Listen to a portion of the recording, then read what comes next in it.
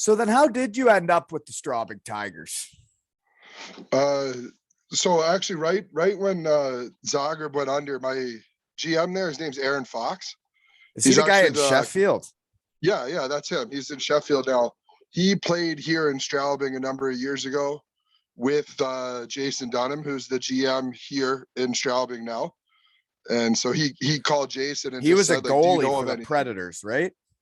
No. Jason was not. Jason never played in the NHL. Like, he played his full career over here in Germany. Well, I know that name. Okay, but yeah, he came over here like right out of his juniors and has been here over here for 20 plus years. Same thing, like German wife, never left. He's here. There's forever. A lot of those guys over there. Yeah, there's quite a few of them. I mean, even I call myself one of them just because I got the European wife. So like I'm never coming home. Like, we're pretty well rooted over here. So but yeah, Foxy called Jason and just said, like, if you need somebody, I got a guy. And he said, well, I don't right now, but we'll talk at the end of the season. And so Monty got me to Bremerhaven. Yeah. While we were playing, while we were down here playing against Strobing when I was with Bremerhaven, I made sure to get some face-to-face time with Jason, just introduce myself. And by the end of the season, he said, hey, come on down, like, get here. So what happened to Bremerhaven's guy when you showed up? They're kind of one of the cheaper teams on things. So I guess their guy had decided to kind of retire just right into the season. And they just had two older guys that were working, like older, like military retired guys. And the one guy finally just said, like, oh, I'm going to retire now. So they had and he was the one guy that sharpened skates. Wow. Yeah. And so they took like a month to find somebody. I hear one of the players was actually sharpening skates for the whole team. And he was the one that was like, guys, I can't keep like sharpening skates on a game day.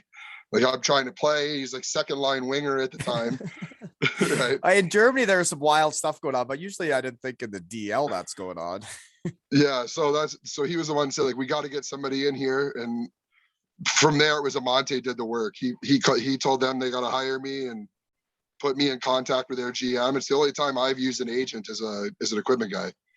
Yeah. Well, yeah, Monty would help anybody, right? He helps so many guys, I've heard. And, like, he came to visit Zagreb one time when we were in the Ebel. So I'd seen him one time. And that was the first time in a number of years I'd seen him or even, chatted with him at all. So it was really good of him to just be like, hey, like, he thought of me and he hadn't seen me in person in a number of years. It's not like we were buddies. He just like, hey, this guy needs a job. I'm going to do it. That's a really good agent, if you ask me. Yeah, exactly. He's doing his job. Yeah. Yep. Okay, so one other fella that I haven't seen since he was like a young punk rookie in Landshut that played with you this year, Stefan Dashner. Oh, Daschy. I love Daschy. Yeah, I love Daschy. Yeah, I mean, I've been here 3 years now. He's been here, I think he's going on his 4th year in a row here now. So he was here before I was here. But he and I got pretty close this last year because I got into that F1 sport, like the Formula One racing.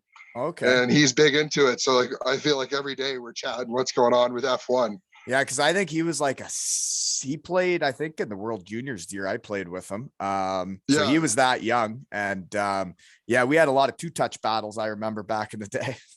Yeah, hey, playing 2-touch with these Europeans is a whole nother ballgame than playing 2-touch back in the States. No, I agree, but I could hang. I'm saying I could hang. As soon as I saw how good it was with all these Europeans around, I quit playing. All right. So where and what are you doing now? I guess you're the equipment manager for Strobing, but you also have the son too, eh? And a European wife. Where's she from? She's from Zagreb, Nina. Her name's Nina. She's from Zagreb. We met there, just in the bar, chit-chatting. I was the loud American guy. She wanted to see who this goofy guy was. And that's kind of history from there.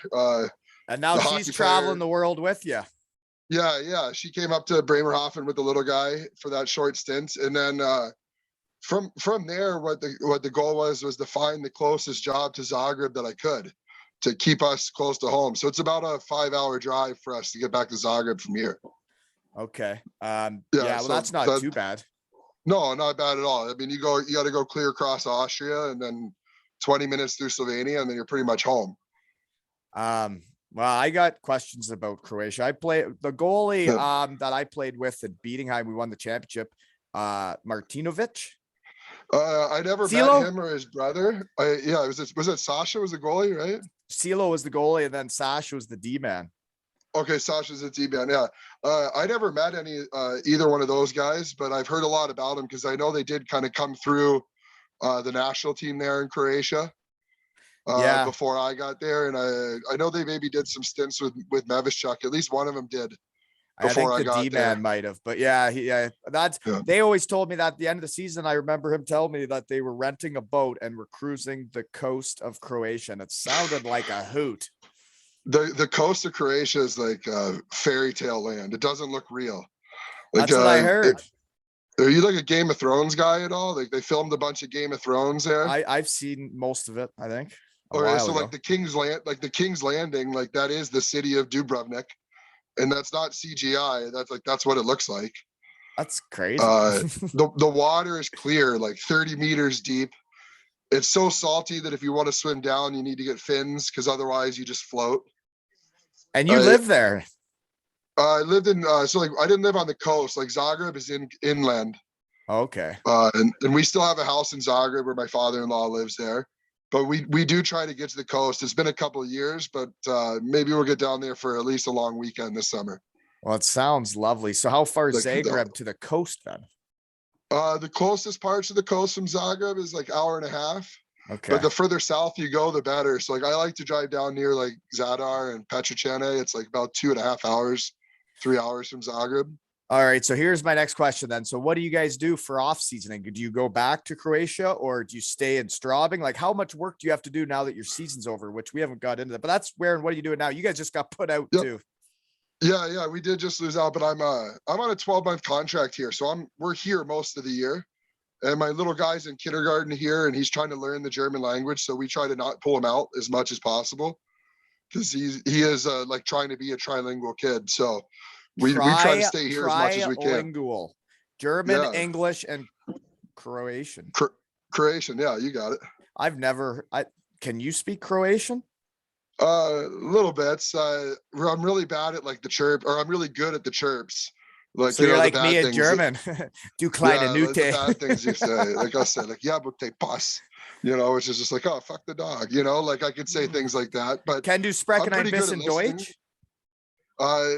Nein Deutsch, not so good. I'm getting okay at listening. Aber du wohnen in Deutschland, oder? Like listen, that's way ahead of me. But if my little guy was here, he'd know exactly what you're saying. He's getting. I just said, but you're living in Germany, right? Right. Yeah. That's for some reason they're nice to Americans that don't speak it. So I'm lucky there. That's good. Everybody in Bavaria is awesome. I loved my time in Landshut. I thought the people were great. Strobing the night there. Bavaria is an awesome spot, isn't it? I'm having a great time here. The biggest thing, like my little guy's got some special needs with school and they're just getting everything he needs and helping him out. And the kindergarten's great. All the workers in our office are unbelievable people. Like if I need a doctor's appointment, I call, nobody speaks English. Somebody from the office will call, get me an appointment. Everybody's so friendly here. Yeah, it's no, I really enjoyed my time. Yeah, it was a great way to get introduced to Germany because when you move to Germany and like you don't know anything about it, I tell you, when I show up in Landshut and then get to go to Bietigheim, I'm living in great spots. There's also places you could show up and not be so comfortable. Yeah, I completely agree here. And one of the things is like there's people that are scared to use the English, but they're not scared to help you out. Right. I don't know how that's the best way I can put it here, but yeah, you can definitely get to some of these smaller towns. I've heard some nightmare stories in some smaller cities and and then you hear about the stories of not getting paid in some of those lower leagues. Those are some long ones for me, but that's life, like I wouldn't trade those experiences for the world, Oh, I agree. It makes you who you are. So then who put you out? Who put out Strobing this year? Oh, sorry. We lost to Mannheim. Nah, yeah. So you're supposed to. We were the 4th seed. They're the 5th seed. We beat them in the regular season, but really, with what, a quarter? We got so hot in the regular season, man. The last couple of weeks, but we just ran out of juice. Our top 2 lines are going 30 minutes a night, you know, and we were playing every other night because like the 3-4 different COVID shutdowns during the season from other teams or us having quarantine and things. Like from middle of February on, we were playing out like 3-4 games a week, which like I know to those North Americans that doesn't sound like a lot because that's every week, but over here that's pretty strange. Yeah, as you know, and we just ran out of juice. Like we had our chance to sweep them. You know, we outshot them in game 1, outshot them in game 2, but we lost game 2, 2-1 in overtime, lost game 1, 3-2. We blew them out 4-1 or 4-2 here in game 3. And, you know, after 3 games, we're outscoring them 7-6, but we're down 2-1 in the series. Yeah. You know, so if we could have swept them, we would have had some time to reload and get a little rest. And that was the semifinals? No, quarterfinals. So like we didn't have to do pre-playoffs. We got past pre-playoffs and didn't have to worry about that. But we just ran out of juice, and that's so finishing fourth's pretty high for Strobing though, right? With their budget. Well, like right now we're sitting in a Champions League spot. As long as Mannheim doesn't win the whole thing, we'll be in Champions League next year. There you go. Which is good. Which would mean like 2 of my 3 years I've been here in Strobing, we would have qualified. My first year here, we finished 3rd and qualified for Champions League, and then COVID hit. Never got to do it. That was the toughest one for us. I really think that was the team. We had everybody healthy, no injuries. All 4 lines were scoring. The 2 teams that finished above us that year, we had dominated in the regular season. I really thought that was our year. Well, it's kind of like the lockouts and COVID. Like when hockey doesn't get played and you don't get to finish what you started, or it's tough when guys miss opportunities to win shit. Yeah, like that's especially as a small club. Like I said, like I lost in the finals one time, but there'll be nothing that ever stings me more. Like when I'm done with this and I look back on it, there'll be nothing that stings me more than losing that playoffs to COVID. Right. Because I really think we had the team. Like we had Jeff Zakoff, Stanley Cup winning goalie, was our goalie. You know, we had did he go to Miami? I think he went to Miami of Ohio. Yeah, he's a Miami guy. Yeah, and, I played against him there. Yeah. You know, and they call him Mr. Game 1. Like that was the year like the Penguins won the Stanley Cup and they lost the first game of every playoff series. And allegedly the story goes, he told the coach, like, well, just play me in game 1 and we won't lose. And he started game 1 and they didn't lose. They end up winning the cup at Mr. Game 1, you know, like. That's cool. Yeah, well, that's too bad you guys never got to finish it, because to see Strobing win the championship would be wild. Because I remember when I first got to Landshut, it wasn't long after they had just moved up to the DL, and it was still fresh around there that like I would hear the tales of winning the second league in Strobing, right? Yeah, I heard that was a crazy time, and they were Bill True was on that team, was he not? Yeah. Billy True was there. My GM, Jason Dunham, was on the team. Aaron Fox was on that team. I met a bunch of those guys when they had that Billy jersey retirement night. And like people still talk about that. Like that was against Bremerhaven. And that was the last year that you could win the second league and move into the first league until recently. Other than if they really want Castle up, because so we played I think it was like that year I'm there in Landshut, we play Castle in the finals and we lost in overtime in a best of 5 in game 5. We lose in overtime of that game, and Castle went to the DL. Oh, that's heartbreaker. It was, because when like you talk about those guys are legends of Strobing, like we were almost legends of Landshut that night, you know? Like our even our fans, like when we go play in Bremerhaven now, our fans like bring signs like, hey, do you remember? I don't know what the year was, 2003, 4, whatever it was. They'll bring up, hey, do you remember this? Like, or like so I guess this is like, you've been there, this is your 3rd year in Germany, but German fans are into it, aren't they? Yeah, for sure. I mean, European fans on the whole are really into it, but I think the German fans take it to another level. It's no different than watching the soccer games. Oh yeah, people on the drums, people chanting. We missed that so much last year and half of this year without the fans. I couldn't imagine hockey in Germany on the big ice with no fans. I would have been so bored. It was tough, man. Like the fans make those games over there. That's what makes it. The drums, the topless fellas. Yeah. Oh yeah. Yeah, you need just a little glue vine to stay warm if you take your top off, right? Yeah, especially here in Strobing, coldest rink in the league, maybe one of the coldest rinks in hockey. I think Krimitchow might be the coldest that I've been to. Okay, yeah, you can't count any of the ones that are still outdoors. Oh, okay, you can't count those. Okay, or like, sorry, I've never been to the DL. I don't know. Yeah, so like where's Novosibirsk in Siberia in Russia, man? That's pretty cold. Yeah, no, we should get into all this stuff because you've been to the KHL, which would, yeah. Okay, so did you ever play hockey? Growing up in Cincinnati, how do you get into hockey? Played some roller. I was more of like a football player and a swimmer growing up, but I was always a fan. The Cyclones, before they moved downtown and then the Mighty Ducks came in, played at the old Cincinnati Gardens. And it was like a 10-minute drive from my mom and dad's house in the neighborhood, pretty much, so going to those games were pretty easy to go to, get dropped off at the game, get picked up after. Just was a fan and watched it.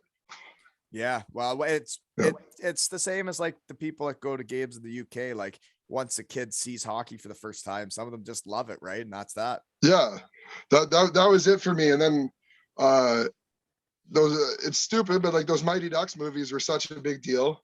Yeah. And then I started watching the NHL, so I'm gonna be a Mighty Ducks fan. And then all of a sudden, the Mighty Ducks minor league team moves into my neighborhood. That would be exciting stuff. Yeah. So and then my first job was with that team. It was like, I don't know, it was just surreal. So then how do you get into the equipment managing world? Obviously, you're a fan, you're watching, but how do you get a job with the Mighty Ducks? So my sister was working in the front office. She'll kill me if I say ticket sales, probably more like player relations, and stuff like that. And Timmy needed an assistant, and she knew that I was kind of Timmy Donnelly, my Daytona Beach Bomber equipment manager. Here we go, small world. Here we go. Exactly. So he needed some help, and she said like, "Oh, my brother, maybe he could come over after class," because I was in college. And it took me about a week to be like, man, this is a lot of fun. The semester ends in December, and then I'm not going back to school. I'm just working. Yeah. And I just thought it would be something fun to like take a half a year off school and do this. And then it wasn't. Here we are in Strobing, Germany for lunch. Yep. 17 years later, here we are. Well, speaking of Timmy Donnelly, is like in the coast that year, like we talked about some of the things that went on at Daytona Beach with players getting called up or sent down, but there were buses that broke down. There were 3 games in 3 nights. I remember there was a time because the games getting canceled. We played, I think it was 6 games in 7 nights. And the equipment manager is doing everything for all of those games. And like, you see what an NHL equipment manager's life is like. It is way easier than an East Coast equipment manager's life, isn't it? I mean, I would say it's easier because of budgets and assistance, and there's more hands around for sure. There might be some more pressure to be good at what you're doing. Yeah. But like all in all, like maybe you're even putting in less hours, or you're splitting up. Okay, there's 3 of us. One of us will do the laundry night shift. The other 2 of us will go rest. Then the third guy stays home the next morning, things like that. Well, it's like those nights you get on the bus after a Friday game, you bus all the way to wherever, and then we get off the bus, right? And you like equipment guys go set up rooms, they go do laundry. Yeah. It's crazy the hours you guys have. Yeah, that's it. It's definitely, I like to say like first in, last out. Yeah. And that's sometimes that first in means that you came in on Friday morning and you maybe didn't leave till Sunday night after the 3rd game. Like you play 3 and 3, sometimes all at home. So you've done some sleeping in dressing rooms then? Oh, many times. Or like Cincinnati, we had a couch. Milwaukee, we had a couch. I think Vegas, I even had a couch like kind of stashed away somewhere.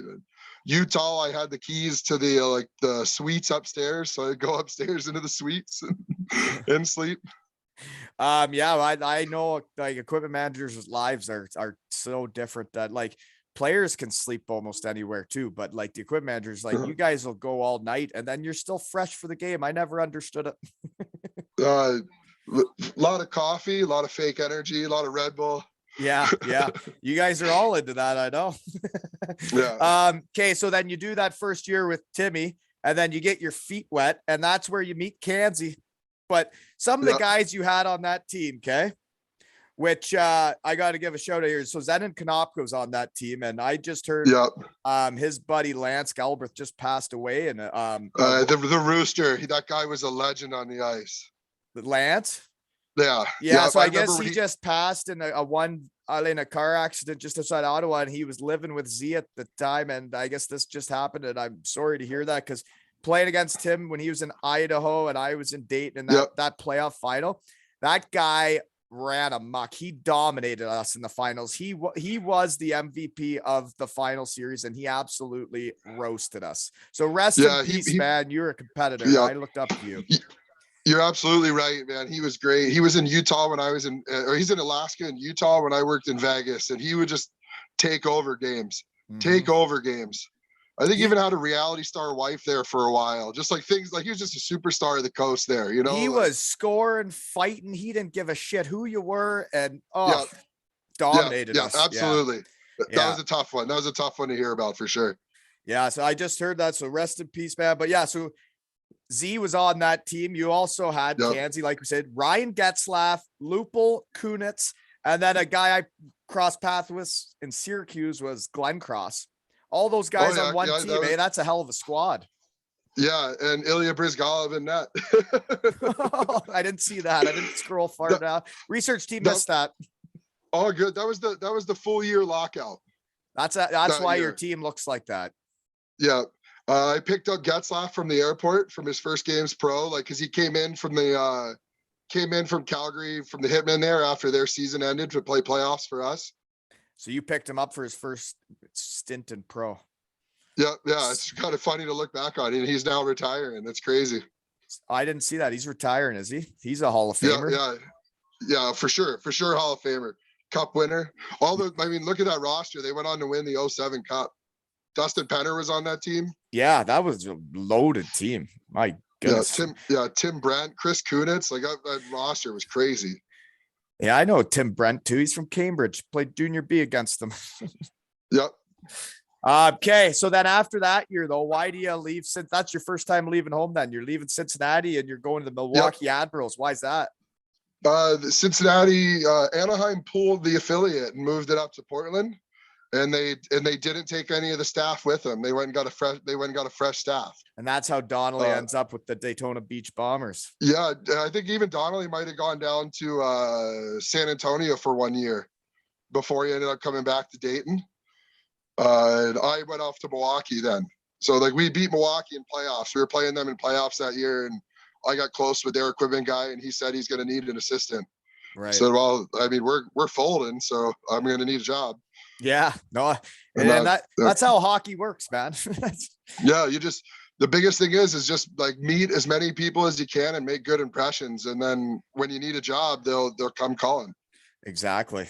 So then from that solid AHL team you go to Milwaukee, and then some of the guys I got written down were Shea Weber, Pekka Rinne, and Darren Haydar is a guy I skated with in the summer, and he was a little guy, and I looked up to him because he was running amok in the AHL, and he was like my size, right?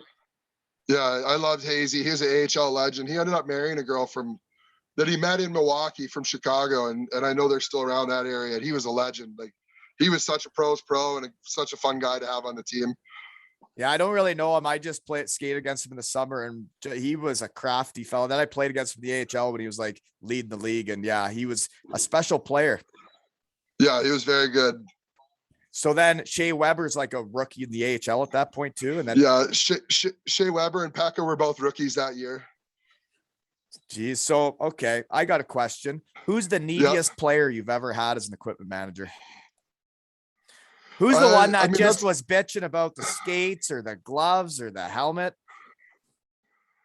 Like that's a loaded question because you don't want to say anything negative. Who was the least? I don't want to throw guys under the bus, but there's a difference between being like needy and high maintenance. And to me, it was like you could be as needy or as high maintenance as you want, as long as you're saying please and thank you. Yeah. If it's going to help you play and you're being polite about it and you're going to play well because of it. Yeah. Yeah, so I've had my fair share of guys that were just not very friendly and wanted too much, and Demanding. that really. is what it is, and you try to handle those guys as like a pro. But Yeah, as long as you're saying please and thank you, I never really think anybody's needy. I understand. That's a Yeah. good answer. You're right. Bad loaded question. Bad podcast. No, that's a good question. It's loaded though. But so then who was the lowest maintenance? Is there a guy that sticks out that like just didn't even give a shit about his sticks or his skates, or he just Let's see, there's a Finnish guy, Antti Pilstrom. He's playing the bit late last I saw. Like he would maybe get a skate sharpened like every 2 months. That was back. I had him in Milwaukee. And I've even got a guy here now, like Mike Connolly is his name. I think maybe he sharpens his skates like every month, something like that. Like he does not want to ask you for anything. Like, and I kind of,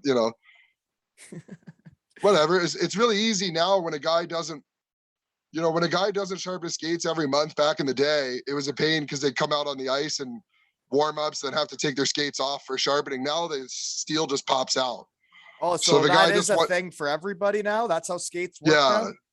Yeah. So like so now if a guy does it every month and he goes out for warm-ups, it doesn't feel good. It's 2 seconds to change it, and right. That's not a problem kids anymore. Getting into having those skates around now too. And like for pros, I get it. For kids, that might be a little bit too much. Like I think kids maybe need to learn a little bit skate on bad edges and a little bit. You're right. Like that's a bit of adversity, right? Like I remember the games when I'm a kid, you lose an edge and you're like, okay, I got to figure out how to do well without turning right or do it on one leg when I have to turn right. Yeah. I think you're absolutely right with that. No doubt about it. Okay, man. Interesting. Yeah. So you're the assistant that year 2, and then this is only your 3rd year in the equipment world. And then you get the head job in the Central Hockey League with the New Mexico Scorpions. Yeah.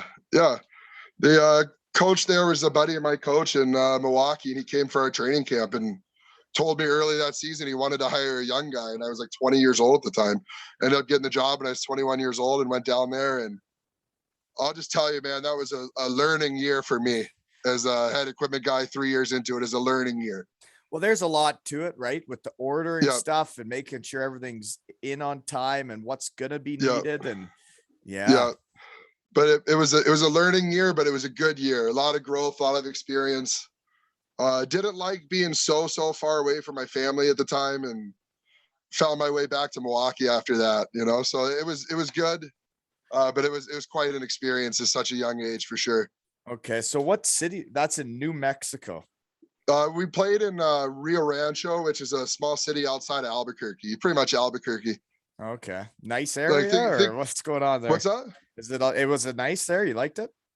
I mean, it's beautiful. Like you lived high elevation, higher than Denver. Beautiful mountains and stuff. But my friends from there are killing me. But like Breaking Bad, man, like Albuquerque is pretty similar to the show Breaking Bad. There's some sketchy things going on, some sketchy people going on, and they built our rink way out in the desert because they were going to build another city around it, and then another the Vegas housing market collapsed. Yeah, the housing market collapsed, and so we just had this rink out in the middle of nowhere with no houses near it or anything.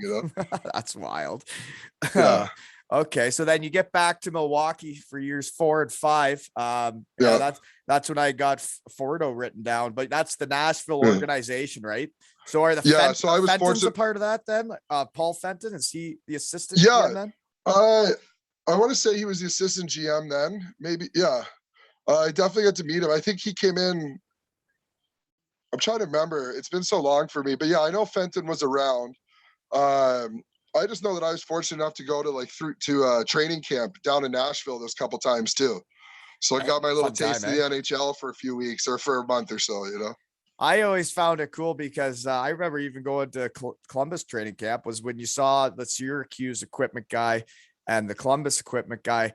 They went out to a Jake Owen concert, at night, and like the players can't go, but equipment guys, you got nothing stopping you when you got the night, right?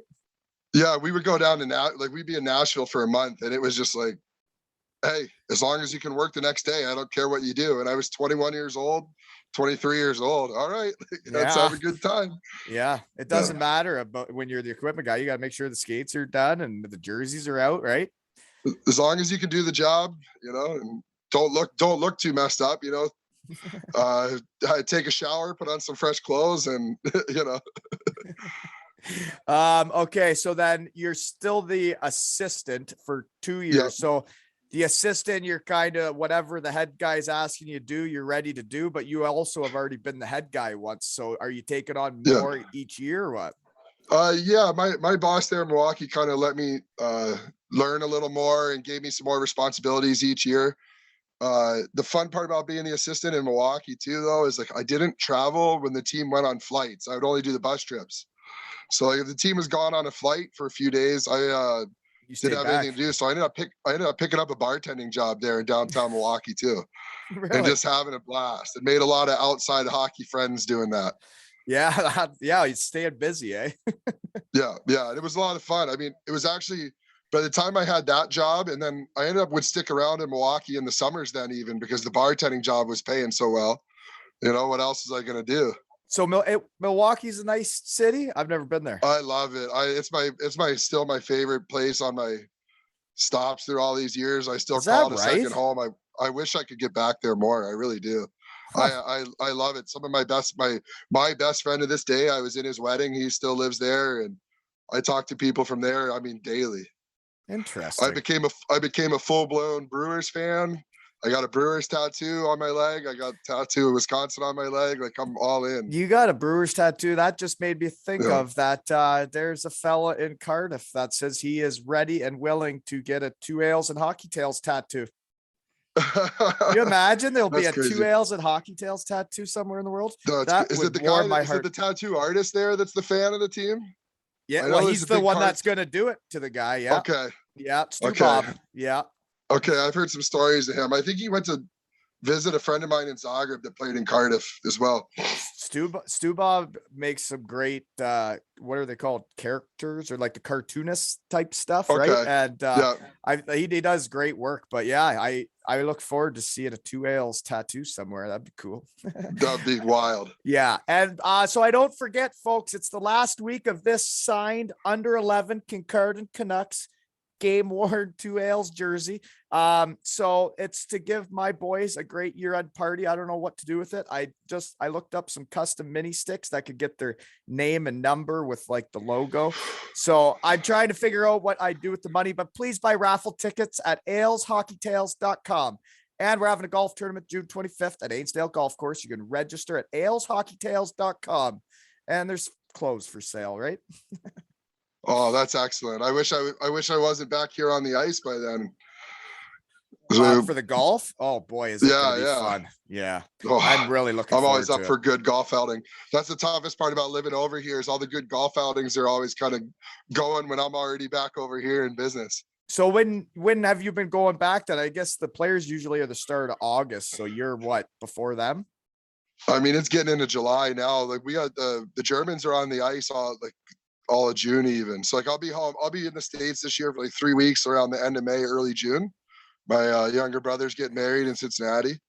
But like we'll be going, I'm full European now. So like I come in and work with the German players and they'll be skating all summer. You're there, so that's home. Yeah. And if they're living in Strobing, they may as well skate. But I don't know. I like taking the summer off skating. So maybe I'm different, but I need a break. So I'm excited for the start of the next season. Yeah, I know what you're saying. But not everybody agrees with me with that one. Okay. So then after Milwaukee, which I didn't realize was that nice of a place. I've never been there. Sounds great. You go to the Las Vegas Wranglers and you're back to being the head guy again. Yeah. I finally felt after a couple more years of being the assistant, I was ready to make that move. And you've watched it enough now and you're more confident in yourself and your abilities. Yep. Yeah. And it's funny because it's like a step down in leagues, to the coast, but going from being the assistant to the head guy, that's only way to prove yourself to make it back to the American League in those days. As a head guy in the American League, it was very rare that a guy would go from being assistant in the American League to a head guy in the American League without some coast experience. So Yeah. It just happened to be Vegas was where it was, but I was just making a move when I saw it was open. So I guess you just see an opening and then you just put your name in the hat. Yeah, that's exactly what I did. And my coach in Milwaukee at the time, Lane Lambert, he works for the Islanders now. He played some with the coach that was the coach in Vegas at the time, Ryan Mujanel. And so he just called him and said, "Hey, like, I got a kid, I got a guy." And that was that. Yeah, no, and it's there's always a connection, right? And it's that Yep. coach knows that guy. There's always a connection. The one I still haven't figured out was how I got to Sunderjuski with Dan Seaman. I still don't know that connection yet. I got to ask him. I don't think he even knows. I was gonna say, I think all my jobs had a connection. Nothing's been blind. And that's the same with everybody you talk to. There's always a reason why they went there, or they knew somebody, right? And like I got to Germany from Brandon Dietrich, and I know that. But anyways, okay, moving on. Vegas, you're a young guy. You're not a player. You don't have to be in shape to be an equipment manager. How'd you handle it? Learned really quick that you pick your spots. Yeah, because that is a city you can get lost in 7 nights a week. Right. So you had to learn really quick to pick your spots, or stay away from the strip. Found some local bars, but even the local bars you can gamble in and play video slots or video poker. So had to learn real quick that was the way to go. Right. Okay. So then you're there 2 years? Yeah, so, I did 2 years there. You guys are flying to most games then, or what? Like, what's travel? It was 50-50. It was 50. Like, we'd fly to Boise, fly to Victoria, was in the league at the time, fly to Alaska. We would bus over to Utah, bus over to the California teams. Yeah, it's so different, like from what division you're in the coast, what your lifestyle's like. Because that North Division, when we were in Daytona Beach and Cincinnati, it was all bus trips. Yeah, and you're going like 3 and 3 in 3 cities. Like, we would go to somewhere for 3 games for the weekend. Oh, that sounds lovely. So like we just fly to Alaska on Thursday and play Friday, Saturday, Sunday, and fly home Sunday night after the game. Oh. So like, yeah, it's all the way to Alaska, but at least you're in one spot all weekend. Or like sleeper play in buses. Ontario, play on Ontario, California, Friday, Saturday, Sunday. We would leave Friday after lunch, bus over, play there Friday, then stay for the 2 more games. That sounds like lovely. There was only a couple times where you would play like back to back in different cities, and it was normally against the same team. So at least you know that they were gassed out too. Right. And I remember that year in the coast, man. I was so done after playoffs, we played 100 games or something, and it was exhausting. And then you'd play Friday, one town, Johnstown, then you go to Trenton, then you'd go back to Dayton for a Sunday afternoon affair. And you're like, this is ridiculous. Yeah. Out west, I didn't have to worry about that so much. Maybe just a couple times a year, but 4 and 5s and things like that were still around. But at least you were playing in your own barn for 3 of them or something like that. Yeah, for sure. Okay, so then you're comfortable in Vegas though for the 2 years? Yeah. What it came down to, I didn't really get along with the coach by the time it was all said and done there, and so that is what it is. And I saw another opportunity in Utah, had the coach call me and ask what I was up to. And I said, just trying to get out of here. and that's just kind of the way it worked out. Yeah. So then you did. Yeah. But like I said, that's where it just matters about meeting people. I introduced myself to every coach that walked through the door for those couple of years, visiting teams, and said hi, and it paid off. He got a hold of me because he wanted me because I was so nice to him for 2 years. Right. And no, I think there is a lot of opportunity in the equipment manager's world. If you're dedicated, a hard worker, passionate, and like you're a good dude, I think you can go anywhere, right? Yeah, that's really, I think, what it comes down to. Like, as long as you can sharpen skates and you're a nice guy, and then you'll have a job. When you're gonna work hard and get her done, right? And and I guess probably the more experience you get, the more I talk to Dease, right? The more he learns is like he's more prepared of like what can go wrong, but he also like knows what to get ahead of. Like he checks all the different screws or whatever before a game, so nothing does happen, right? Yeah. There's the things you can get ahead of, on. So when something else happens, you're ready for it. Yeah. Yeah. That's for sure. I guess. Hey, so then you're there 2 years, then you go to Utah. So that's Salt Lake City, right? Yeah, that was Salt Lake, a little city outside of it, West Valley. It was beautiful there. I loved it there. Skiing, mountains, you name it. Park City was close by. It was a wonderful spot. Yeah, your East Coast time's different than Daytona Beach. I was only there one year. Oh, but for sure. Yeah, for sure. I won't lie to you there. I got my, like no Wheelings, no Reddings, no Trentons, no. Yeah, no, you're living. Yeah, that's for sure. Right. They added Colorado in the league, so we were going over to like it was just outside of Fort Collins, so we'd stay in Fort Collins at a college town, go to Boise, like unbelievable. Boise's quite the town, eh? Yeah, I was just saying you at least got to see Boise, but maybe you were taking a little more serious in the finals. But like, yeah, Boise was a spot. Right, Boise was a spot. I think there was one night we just walked around to see what was going on. We didn't go in anything, but because it was the night before a game. But to see what was going on in that city was like, whoa. Yeah, the Boise was a spot. We loved going there. That was a trouble town. Yeah, I could see that. Yeah, and they dominated us in the finals. Okay, so then Utah Grizzlies. Couple more shed guys. I can't believe how many there are. Like there's way more names we could drop at each other, but Riley Emerson was there, shed guy. Oh, Emmer, what a guy. Big guy. That's the biggest fist I ever seen, man. Really big guy, but like a gentle giant. Yeah. Like but he's the gentlest tough guy ever. Yeah. Oh yeah. Gentlest tough guy you'll ever meet. Yeah, a great guy. And then the other guy would be Jeff Lavecchio's there for a bit. Yeah. That's Vecs is like how I first heard of your podcast because he was one of your early guests, and I think that's Vecs and Dease is how I heard of you. Yeah, Vecs, he's really giving her these days. He's about the healthiest guy I see on the internet. I know, man. He makes me feel bad about myself sometimes. You think? You think? He trains a couple of my guys here in the summertime. He looks like he's getting younger and stronger every year. Yeah, he looks better than when he was 23. Yeah, he does. That's phenomenal what he's got going on. Yeah, no, you're right. Great biceps too. Vecs, way to go. Okay. So then you go back to Vegas for 2 years though. So now you went to Utah for one. I only went back there. I went back there for 1 year after that. Oh, right. Yeah. Back to Vegas 1 year. So how's that happen then?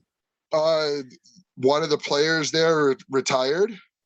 And as soon as he said he was retired, they made him head coach and got rid of the guy that I didn't get along with. And he called me and he just said, like, you got to come back. I need you back. And who's that? His name was Mike Medill. I've heard of that name. Diller played on my team in Milwaukee a little bit, even as a call up. And then I had him those 2 years or 1 year in Vegas. Then he went off to Japan for a little bit and he came back. And when he became head coach, and he said, it's the first move I got to make. Like the guys are sick of the guy that came in after you. And there were two equipment manager can change the whole culture of the team. Yeah. And that is what it is. So they wanted to make a move. So like I wasn't for sure about making the move, but when a guy says that I just got this job and you're the first guy that I want, like I took it as a flattering moment. Well, yeah, that is a flattering moment. You should be proud of that. Like he could have been thinking about players or anything. And he was the first guy. I was the first guy I thought about. So I had to make that move. Well, when you talk around in your shed to all different like walks of life in the hockey world I think everything matters to winning a championship. Every single thing matters. And the equipment guy and the culture they bring and the smile on their face each day, or the opposite. If they're a dude walking around going, oh, more laundry. Oh, more I got skates. I got to do this today. It's like, shut up. Yeah, absolutely. Like, I mean, if you're complaining, you're not fitting in. If you ask me, and it doesn't matter if you're a player, the equipment guy. Yeah, exactly. Yeah, do it with a smile on your face. Enjoy your life. Yeah, absolutely.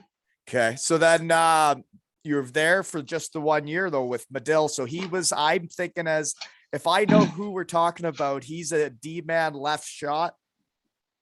Yeah, D-man from the English-speaking part of Montreal. I feel like I played against him in the coast, maybe or something. Maybe. I think he played a little bit. He maybe when he was in Texas. I think he played in Texas, like the Wildcatters back when they had a team. I don't think I played against them, but anyways, it doesn't matter. But that's nice of him to do that, and it does mean a lot when a guy reaches out like that and says, "We need you back." Okay, so then after that 1 year though, he's not there anymore, or why do you leave? Well, no, the team suspended operations for a season because we got booted out of our arena. And so they said, okay, we're going to suspend operations for 1 season and then we'll be back. And during that 1 year of suspended operations, the Golden Knights said, hey, we're coming to town. And so that was that for the coast in Vegas. Yeah. Can't have both. So like that next season started and nobody had hired me. That's how I was working like construction in Salt Lake City at the time. Okay, so you probably try to put your name in hats, but then because Vegas is done, you don't have anything. So you do end up getting a spot though with the Louisiana Ice Skaters. Yeah, I went down there like just after Thanksgiving, maybe like between Thanksgiving and Christmas. So what they have until then? A guy that had some issues. Yeah. So he got a little too crazy for having around the room, I guess, and he wasn't such a good skate sharpener. And so there's a guy on the team named Sean Skelly who was playing on my team the year before in Vegas there, and he called me and was like, "Hey, like we're gonna go to the GM and coach and ask if we can get rid of this equipment guy, but we want to know like if we have a guy before we try to do this." And I said, "Sure, tell him, like I'll figure it out. Like we'll come down or something." And did you say Sean Scully? Skelly. Okay. Yeah, Sean Skelly. He's a coach in Adrian College now, and he's like I want to say he's like the most prolific NCAA scorer of all time or something like that at one point in time in his career. He played D3. Okay. And if you put them all together, I think he's one of the highest scoring college players guys of all time in college. So he was playing there, and so I said, yeah, sure, I'll sort it out, come down there. And that was like supposed to be like my goodbye to hockey. Like, okay, I'm gonna do this one more time. I've gone from city to city to city. I'll come have some fun. And boy, we had a lot. You had a lot of fun. Boy, we had a lot of fun. Yeah, and I would think you should. If you're in the Southern Pro League, you should have fun. That's what it's about. We lived in apartments that were across the street from the college campus, University of Louisiana, Lafayette. Oh dear. We played in the basketball arena there. Like it was a time. It was a time. And that, so were you getting fans in the Southern Pro League? We didn't get a ton, but a lot of the other buildings did. Columbus got great fans. Knoxville got great fans.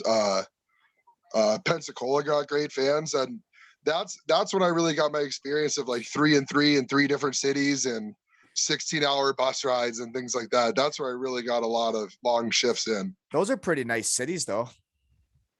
Oh, God, Knoxville was great. Pensacola was awesome. Be on the beach all day. Pensacola is where I had signed when I turned around and went to Germany. And I was really looking forward to living on a golf course and beach, right? And playing hockey. Yeah. I don't know how well I would have done, but I was looking forward to it. I don't good idea to turn around and go to Germany. Looking back on it. Yeah, I would say so. Yeah. So did you ever eat alligator while you were there? Oh yeah. Alligator, rabbit, rattlesnake, try a little bit of everything.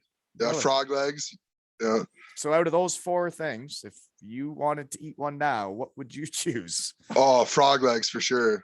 What? Yeah, chicken wings. It's someone called me on Twitter the other day mad as a box of frogs. Really? Yeah, I'd never heard that saying. I had never heard it either. And I was like, I guess you get a box of frogs together. That's a pretty wild dude. Yeah. I don't know, but yeah, I would say. I don't know if I'm as crazy as a box of frogs, folks. Yeah, but yeah, I would definitely say frog legs. That's like eating chicken wings. Pick them up, eat them. Like, so are these like giant frogs that the legs are big? Because I mean, they're pretty big. Yeah, like it's like a chicken wings worth of meat for sure. On a pair of legs, like they come in a pair. Or are you eating one leg at a time? You're eating one leg at a time. And they kind of come served like chicken wings. You get like a plate of 6, 12, And is there like barbecue sauce like chicken wings on them? Oh yeah, you get all different kinds of sauces. Like they always have like a good Are they Cajun breading sauce. them like chicken wings? Some people, sometimes you do, sometimes you don't. It just depends who's making them, where you're getting them from. But yeah, you haven't sold me on this yet. You haven't sold me on this yet. I'm sorry. I don't expect you to do it until you do it. Or the other great thing were the I would do it. I would try it. I wouldn't say no. Yeah. Yeah, you gotta try everything once and the good stuff twice, anyways, man. You know, I would agree. So how do you eat rattlesnake? They just fried it up, Like the whole like snake? no, like cut like Like chunks of meat in cubes. It was like almost like nuggets, and they breaded it, threw it in the fryer. That was a little strange to me. I mean, it tasted fine, but it was just strange knowing what I was eating. Yeah. But I mean, I could tell you stories about horse burger in Slovenia too. Like that's a whole other story. No, I want to hear about it right now. A horse burger? Yeah, horse burger in Slovenia. Yeah. My buddy's like, "You want a burger?" I said, "Sure." So then he orders because he speaks the language. 2 burgers. And 2 burgers come, and I'm like halfway through eating. I'm like, this Doesn't taste this right. isn't beef. Like, what is this? But it's good. And he's like, "Oh, it's horse." And it was ground horse meat in a burger with cheese, lettuce, tomatoes, you name it. Huh. They have a lot of horses in caught you off guard. Yeah, that's weird. Yeah. Yeah. Okay. I don't know. I don't know. I guess it's an animal, right? I don't know what a horse would taste like, but I would think that's an expensive burger because aren't horses expensive? I mean, yeah, I can't remember what it costs or anything like that, but perhaps there's a lot of horses in Slovenia. I would go back for it for sure. Like, okay, you liked it then, so you would. Yeah. I was in Ljubljana, in the capital of Slovenia. Yeah, there's an Ebel team there now. Yeah, no, you've been everywhere, man, and you got to try all this cool shit. Yeah, wild times. Yeah, for sure. Okay, so then your Southern Pro year, you think that's the last hurrah. So then how do you get from there to the KHL? Big jump from the Southern Pro League to the KHL. Yeah. So like at the time I was newly single, and on like the equipment guy job forum pops up, job in the KHL in Zagreb. And my buddy had been there 2 years before me. And so I just called him and was like, "Hey, this job's open. Do you know anybody there?" And he goes, "Oh, I know the GM. Send him your resume. I'll call him right now." And 20 minutes later, the GM from Zagreb, that's Aaron Fox, was calling me. And I was on the phone with him. And a day later, I was signing a contract. And it just went that quick. Really? Because I was like, okay. I was like 30 years old at the time, newly single, never been to Europe. And I'm like, okay, I could do 1 more year and get a tour of Europe out of it for sure. Yeah. And so it was same thing. I'll go do 1 more year and live in Europe and travel Russia and see as much as I can and at least say I got to do it. So then you have never been you haven't worked outside the US. So you get this job in Croatia. Yeah. And this is from now the Sheffield Steelers guy is giving you this job in Croatia.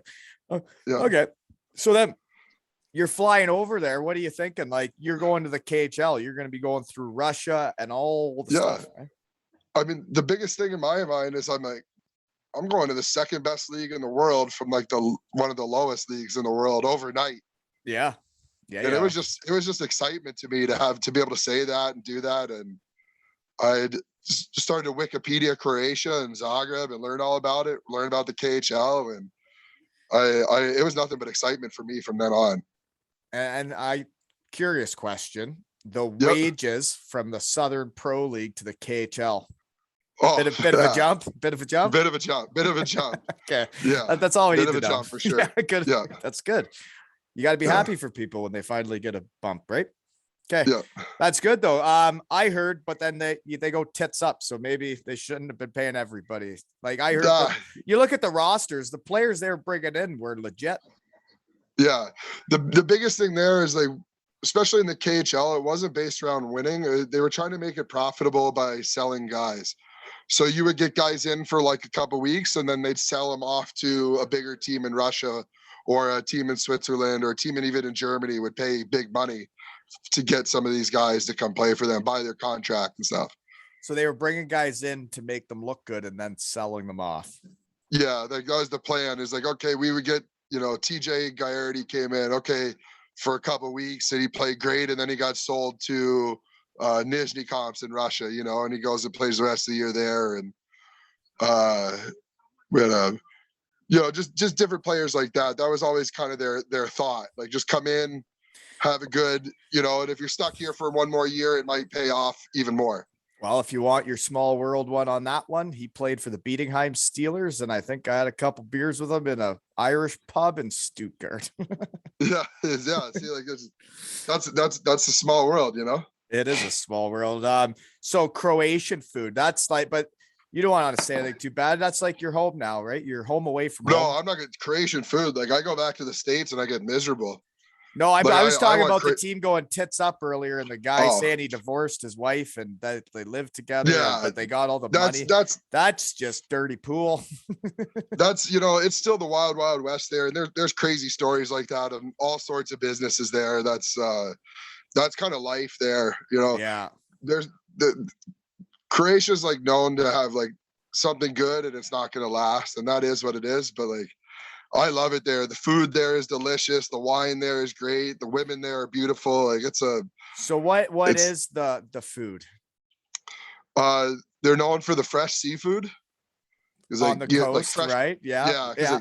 Like I could get calamari in Zagreb at 12 o'clock that came out of the water at 9 in the morning, you know, like fresh fried calamari, lots of fish. Lavecchio, like that I talk about this, the goulash. Yeah, the Hungarian Goulashes, the steak soups, things like that, big hearty meals. So the Hungarian Goulashes that he would like so much, that's in Croatia too. Similar stuff then. Yeah, I even made that for lunch today myself. I put it in the slow cooker last night, let it sit for like I almost ate like 13 hours, and then eat at lunchtime. Talk to me then. Talk dirty to me. What's in your goulash then? We're going with beef? Or you're not going with horse again, are you? No horse today. So it was beef, red peppers, yellow peppers, probably about 4 onions, a whole head of garlic, a little bit of Croatia has this thing called vegeta. It's kind of like their broth, like you make broth out of it. So that's the broth of the goulash. Is what's it called? You just stick it in there. It's got vegeta is the name of it. And excuse me, so then you just stick that in the slow cooker last night and let it sit for like 13, 14 hours before we got to it. And it was wonderful. Sounds wonderful. I'm interested sometimes in you put it over pasta. Sometimes you put it over pasta. Today we did it over mashed potatoes. Mm-hmm.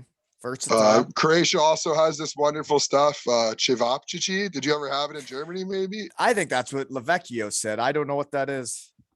It's like mincemeat sausages, and you just throw a bunch of them on the grill. They're like normally a little bit of mixture of like lamb and beef or lamb and pork. I like lamb and beef. You know how I feel about lamb and beef. yeah.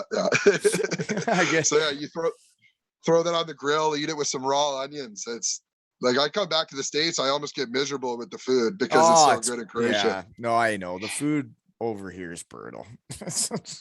Who's kidding who? yeah, exactly. I mean, yeah, when it's coming fresh out of the sea, and then you're okay. Oh geez, I'm getting hungry. Okay, so you were the equipment manager for Croatia too, though. Yeah. So that kind of came with my job there in Zagreb, that opportunity to do that. And so is there really any other teams in Croatia other than Zagreb? That's the only other team I've ever heard of. Is there like a Croatian league of lower one? There is a Croatian league, yeah, but the Meviščak was the only professional team. But like there are other rinks around.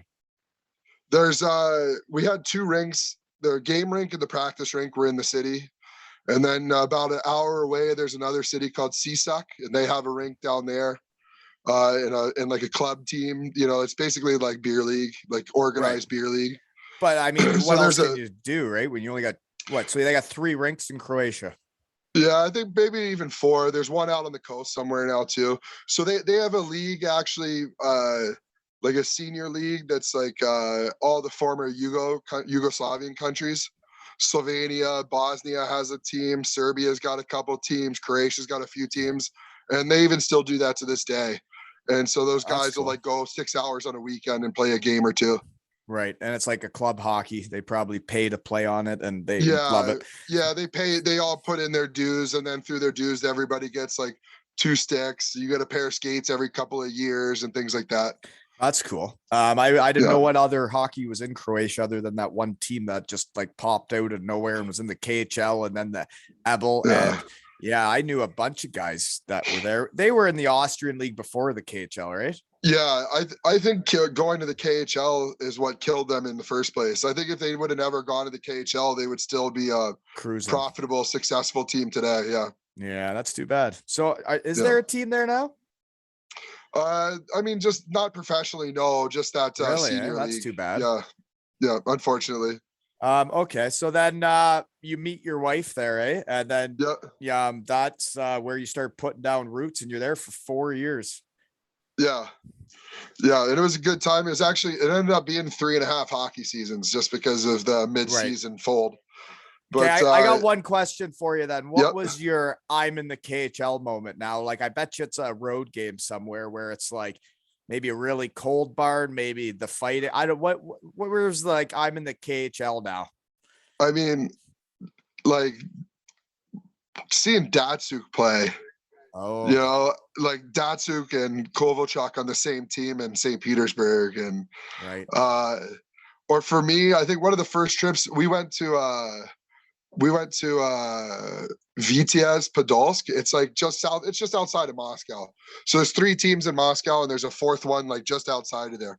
And we were playing the one just outside of there, and I realized, like, I looked down the ice and like Danny Markov was coaching one and Maxina Feneganov was still playing. Yeah. And I was like, man, like I used to like love watching that Feneganov when I was a kid. The left shot, number 61, just a little water bug out there. Oh yeah. Yeah, and he was Buffalo still playing. Sabres. Yeah, exactly. For Buffalo. He was probably one of my favorite Russian players I ever watched play. And I just all of a sudden I was like, man, I'm gonna see what these guys play all the time. Like that was my like, oh shit, I'm here. Like yeah. From the Louisiana Ice Skaters the year before. Yeah. Yeah. Like, that's awesome. I like to even like I put his name as we got absolutely Datsyuk'd one night. Like I saw him just like pull a move at the red line, go around the guy at the blue line, go all the way behind the net, pump the brakes, throw a backhanded shot, and it goes in. And it's like, and I don't know how he even had space. How do you come up with that idea? And it's just a Datsyuk'd, you know, like, and you're just like, even our whole bench was just like, oh. You know, yeah. Sometimes when you see somebody do something, you're just like, cool. Yeah, exactly. We had Nathan Perkovich was on the team, and he was from Detroit, right? So he grew up watching Datsyuk'd play, and even he saw it. He's like, "Whoa, that was cool." You know? He would have been right hot and bothered. Oh yeah. Yeah, exactly. We were just like, "Oh my god!" And I just couldn't believe I was like, I got to stand front row on the bench, you know, because like over here in Europe, the equipment guys are always working the door. Yeah. Like, you know, so like I'm standing, but there's nobody between me and the ice, and I get to see Datsyuk'd do that. I was just like, couldn't believe it. Was so excited. Running a door is a lot of pressure too. As a coach this year in my under 11s, I was behind them for one game, and I didn't like it because at their age, I wanted to see their faces. I wanted to hear what they were saying to each other. I wanted to have more control over what was going on. So I went down to the bench for the rest of the season and ran the forward door. But there's a lot going on, right? When you're telling which line to go, and then you also have to be watching each kid to come, and running a door is not that easy. No, for me, like a big thing is like I'm always trying to make sure there's not too many men or a guy doesn't jump early, or if like because that's on you, jumps, right? Yeah, like it's not so much that it's on me, but you're opening the door for the guy to come off, right? You're in pro, they jump over. Yeah, but like there's a few guys though that want to go out the door, or even then your guy jumps, but then the demon peels back into the play and the one guy's jumped and you're trying to get him off. Like there's a lot going on. If you're down in there, you're more in the game than if you're standing behind the bench. That's for sure. Oh, definitely. Yeah. Way more in the action than behind. I was one of those guys that wanted to go out the door. It's too small to try and go over the boards. I want to just stand at the door. More and more guys, I would say every year, going out the door than going over the boards for sure. Really? That sucks though for when guys come off, because you want everybody to slide into the middle, right? They try to time it up a little better now. You know, they'll have the guys hanging out. You'll go sit in the middle and slide your way back down to the door, and go to the door right before your shit. You know, you hear your number called, you move to the door. Okay. Yeah. I used to always kind of sneak around the equipment guy, right? And so then I wouldn't have to shuffle down. Yeah. Yeah. Okay. I know what you're saying. Mm-hmm. Yeah. I go back to the right side, but anyways, moving on, getting sidetracked again. So then, yeah. Okay. So then the KHL, you do that for 2 years and then it's back to the Ebel. So were you a little disheartened then? No, that was where my Less wife, travel. Yeah, exactly. So my wife was my girlfriend at the time, was pregnant, and I was like, okay, this will be nice to go back to this league because the travel's closer.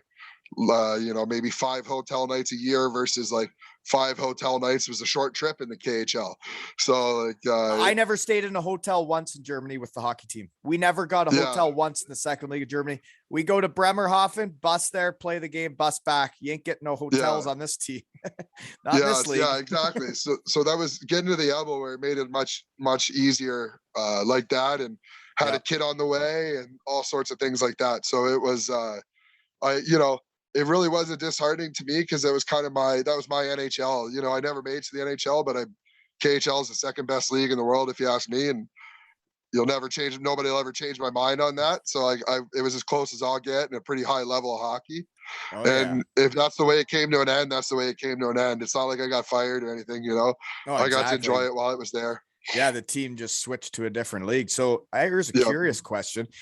If the team's just switching leagues, you're going from KHL to Ebel, does your salary change because now there's less travel, or do they keep it the way it was? My salary did change a little bit, but not as much as I actually anticipated it would. So I wasn't too so they're good for worried about it. And the average income in Croatia is like 500 euros a month or something like that per person, and I was making hella more than that. So I was still living like a king there for what I was making. So I wasn't too worried about it. So things are pretty cheap in Croatia then? Yeah, like it's so cheap compared to the States. Grocery shopping, going out to dinner. Like when you go out to dinner, it's almost cheaper than going grocery shopping. I used to eat out so much. We used to go to so many cool restaurants. Every week you could go probably out to eat just to stay occupied and doing stuff when you're in Europe. You go out to eat. That's what you do, right? And it'd be 3-4 of the coolest restaurants you've ever been to each week. And that doesn't happen around here. We talked about that. That's like, in Zagreb, like we go to a burger place, you get a burger, you got to pay for the fries separately. So they're a la carte, and say 2 or 3 beers for maybe 4 people. And you're still well under 100 euros for all that. And they don't use euros there. They use kunas. But I mean, if you go out for 6 beers anywhere in the States, the States is really cheap, dude. You should see Canada for a beer at a restaurant in Canada. It's like over $10 now. You're right. That it is more expensive in Canada for beer, but it's not like it's that much cheaper in the States compared to like over here. I mean, over here, you go for a beer, it's cheaper than the bottle of water. Yeah. And then like the bottles of wine are really cheap too, right? My gosh. And some of those house wines they have, like just like, it's our homemade wine that we just have here. And it's phenomenal. It's lovely, and they're charging you nothing for it. Yeah. Absolutely. You're absolutely right. So, okay, here's one for you then, because one of my memories of Bremerhaven. So you leave there. Okay, we're heading out of there. We're leaving Croatia, taking the wife, kid with us. Now we're heading to Bremerhaven. And what my last game in Landshut, we already have our playoff position, whatever it was, I forget. But the game means nothing. We're playing Bremerhaven, their old barn, not the new one. And we get there way too early. So the team's like, let's go for a walk. We got like an hour to kill. There's a red light district in Bremerhaven, is there not? Yeah, I live just down the street from there. Really? So we went for a walk, and the boys are like, come check this out. And our pregame walk before the game was walking by the red light district. Yeah, absolutely. That's I live just down the street from there. My wife and I would take my son out for walks. He was still in the stroller, and we'd cruise down the red light, see what the squad looked like. See what the squad's looking like, see what they're working with. Well, I had it pinned down. So that comes from the Bremerhaven. It's a big shipping city. Like every BMW, VW, every German car in the United States goes through Bremerhaven to get to the United States. Right? That's where all the shipping goes. Like pretty much every German car in the world gets shipped up to Bremerhaven on the train and then goes out on the ships out to where it's got to go. So like some of those ships come in full of American crews, full of crews from here, there, everywhere in the world. So like you can always tell. So that there can be some sailors show up, you could say. You're absolutely right. You could always tell walking down the street, the quality of the crew working in the windows had to do with if there were ships in town or not. I do know what you mean. Yes. They would bring the high-end talent for the busy days. Yeah. Because like I've actually had some great nights out in Bremerhaven with some Americans that like I've never seen again. Just some guys that came in off the boat, bump into some other Americans. There's one like private club there that takes American dollars. Go there, get a Miller Lite and everything. Yeah, no, it was probably the most, it was one of the more memorable pregame walks I've ever taken, right? It's like, absolutely, it's my first year in Germany. I haven't really seen that stuff yet. And then it's your last regular season game, and the German fellas are like, hey, come for a walk with us. We got an hour to kill. Come for a walk. And then we walk through there and you're like, huh, this is happening right here. The rink's right over there. A great casino at the top of that street too. Pays well. Really? Hey, you're into gambling. I can't do that. Not so much. It's more of like a in the moment thing. Like, been through there, had a good time, made a little money. Yeah, no, that's good. Nothing crazy. There's a great karaoke bar around the corner too, Kim's Karaoke, that I've been in a billion times up there. I go there every time we go back. So then funny. In Bremerhaven. Yeah. So then one guy that was on your team when you get there that reached out to mention that you're a real big asshole and he doesn't like you was Corey Quirk. I knew you were going to say Quirky. What a great guy. What a wicked guy from Boston. Yeah. He is just a nice guy, isn't he? He's just one of the best. And you know what? I can't say enough great things about his wife too. Like took my wife in, made sure she had somebody to hang out with at the games. It was just great. Like, and they were there for a while by the time you get there, eh?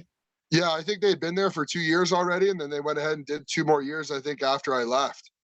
Is he a possible jersey retirement there? Did they love him that much or no? I don't know. I don't know what they're gonna say about that.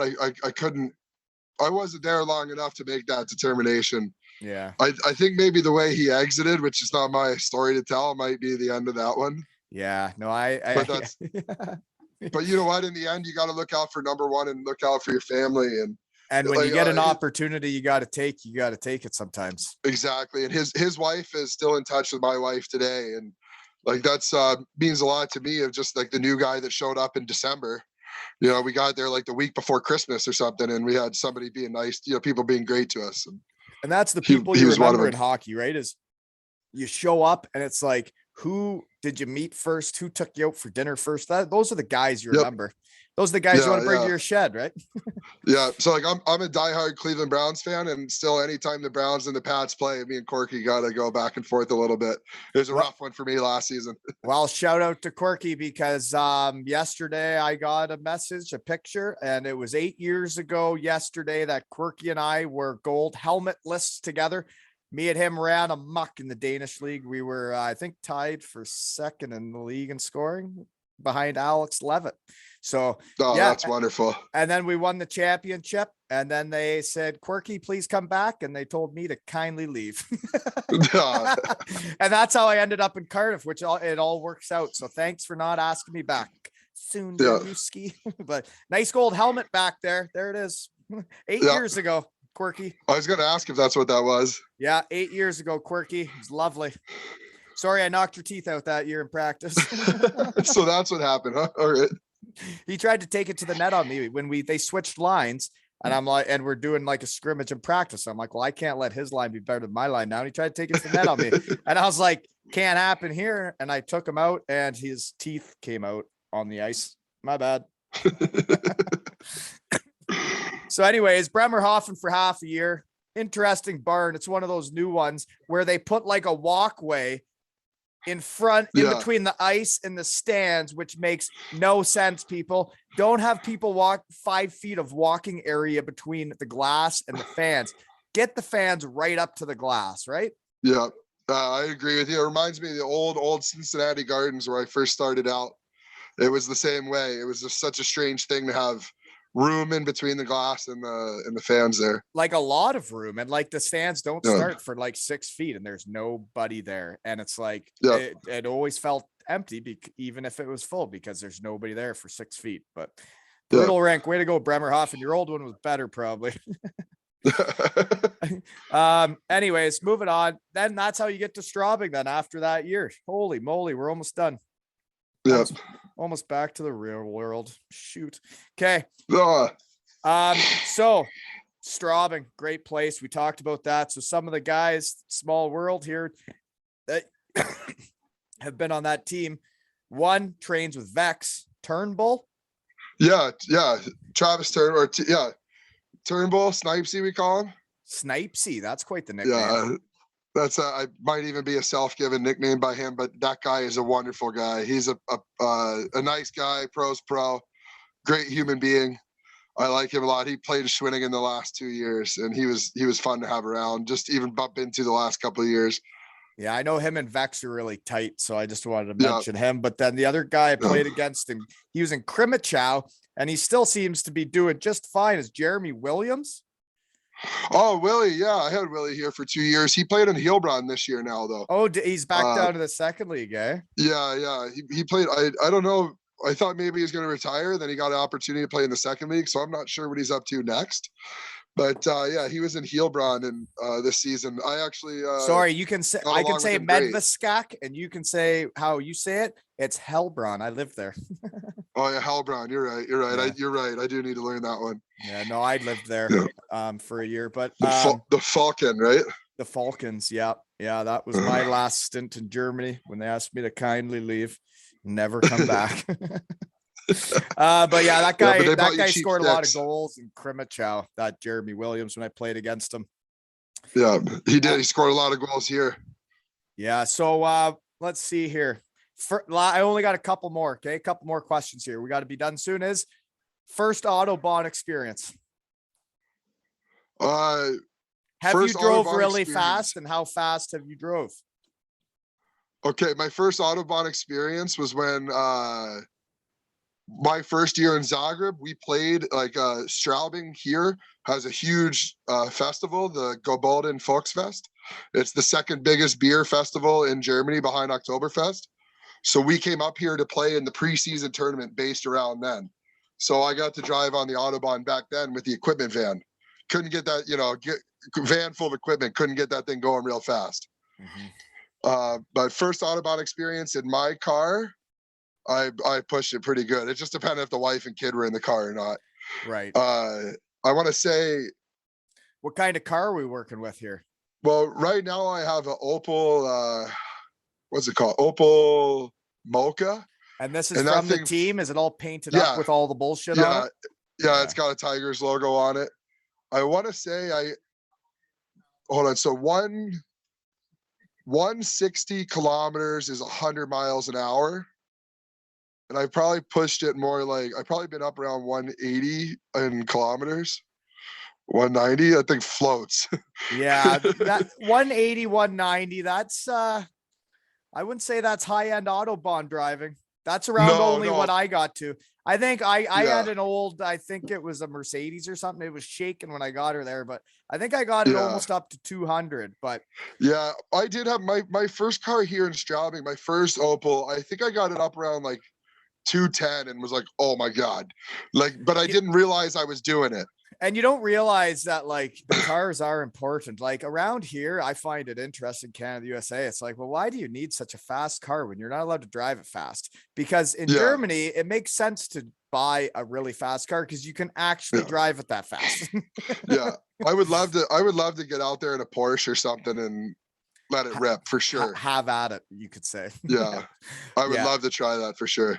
No, I always was curious because I remember my first Autobot experience, and it was the guy, we're getting in the car, the guy says, so the faster you drive, the faster you get there. And I was like, okay, okay, I'll follow you. Yeah, here we go.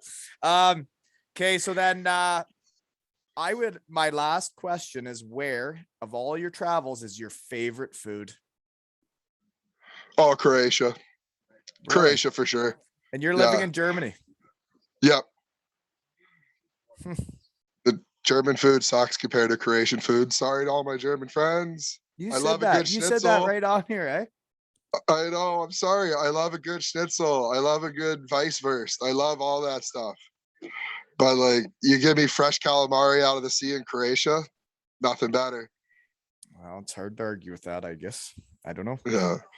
But I mean, You Okay. obviously love the German food. I can see it on you, but Though you know what though, I like Greek, like Mediterranean food just as much too. But I yeah, never but got see, to live there, right? So that's right. But that's right up the alley. That's the and you're you know, getting like, closer to that, aren't you, in yeah, Croatia? that's the Adriatic Sea. That's all that Mediterranean vibe and that feel. A little bit of Italian, a little bit of Greek. Kind of you're in between the two, and you get the best of it right there. I hear you. I totally hear Yeah. you. Well, okay. Well, I don't know what else I got for you other than you got any trips planned this off season? Other than I guess you're going back to the US, eh? Yeah. Yeah, I gotta go back to the US. My brother's getting married in Cincinnati, and then I'm sure we'll make it to Zagreb at some point in time this year. Well, I think what next we summer. should do, I think my new idea here is the next time I see you, we should get Tim Donnelly on and Dease and have an equipment managers conference. Yeah, we could. Timmy would love to do that. That guy's got stories on stories of all sorts of things these days. Is he still doing it? No, he hasn't done it for quite a long time. I think that time in Dayton was the last time he was a full equipment guy. Even was that year in Dayton. He went home to help take care of his dad after that, and he started working for Coca-Cola, and he still works for Coca-Cola now. Well, we should get in touch and we should have a conference. Yeah, avid gun collector. We go out for some good shoots and good talks while we're home, and it's a good time. Hey, everybody's into different shit, right? Yeah. Oh yeah. Well, tell them I say hi, and Will do. It's been great getting to know you too, by the way. You as well. Thanks so much for having me. It's been a blast. Man. Oh, it's been awesome. Thank you so much. And this has been another episode of Zero Ales and Hockey Tales with Maxie and Wally.